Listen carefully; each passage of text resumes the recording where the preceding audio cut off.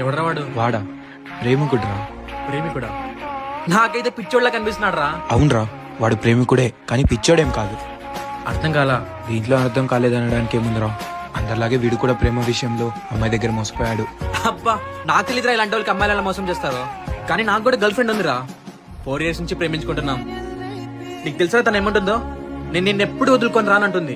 మరి నెక్స్ట్ ఏమనుకున్నావురా? ఇంకా నెక్స్ట్ తన ఇంట్లో వాళ్ళతో మాట్లాడి ఒప్పిస్తుందంట. ఒప్పించాక పెళ్లి చేసుకుంటాం రా. ఇంకా మా లైఫ్ సెట్ అయిపోయినట్టే.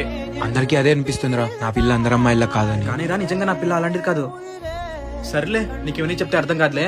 నేను వెళ్ళి టీ తీసుకొని వస్తా.